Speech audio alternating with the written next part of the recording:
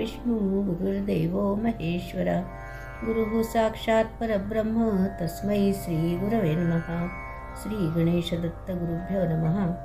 परमपूज्य श्री रामकृष्ण सरस्वती स्वामींना वंदन करून त्यांनी दिलेल्या मार्गदर्शनपर आशीर्वादांचे मी पठण करीत आहे. आहार व अध्यात्म. मनुष्याचा पिंड अन्नमय आहे. शरीराला अन्नाचा पुरवठा करावाच लागतो, परंतु तो प्रमाणात असावा जेणेकरून स्थूलपणा येणार नाही, सुस्ती व आळस येणार नाही. शरीरात उत्साह कायम राहील इतके अन्न घ्यावे. अध्यात्मात प्रगती करण्यासाठी शरीर शुद्धी आवश्यक आहे. मनुष्याचा आहार जास्त असू नये.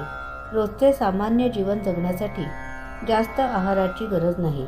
वाजवीपेक्षा जास्त आहार घेतला की एवढी जास्त झोप येते.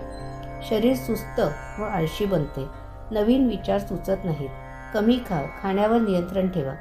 प्रत्येक मनुष्यामध्ये पशुभाव अंतर्भूत आहे. मनुष्य जन्म मिळण्या अगोदर पशुजन्म होऊन गेलेले असतात. त्या प्रत्येक जन्माची काहीतरी छाप मनावर राहिलेली असते.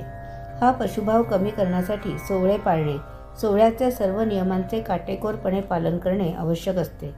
पशुभाव कमी करण्यासाठी हे उत्तम साधन आहे. जे लोक वयाचे 50 वर्षाच्या जवळपास आहेत त्यांनी आतापासूनच तब्येतीची काळजी घ्यावी. जेवणावर पूर्ण नियंत्रण ठेवावे.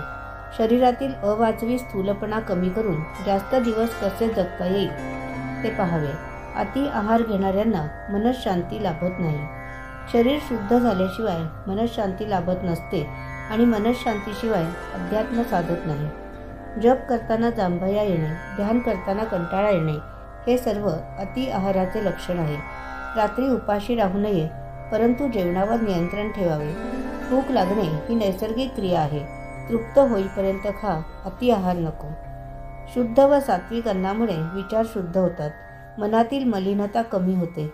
बोलणे प्रभावी बनते. वाणीचा प्रभाव वाढतो. सात्विक अन्नात विशेष करून भाताचा उल्लेख करावा लागेल. तांदूळ शिजवताना जो रस निर्माण होतो तो त्यातच मुरतो. भाताला पूर्ण ब्रह्म म्हणता येईल. अन्नपचनानंतर त्यातून रक्त तयार होते.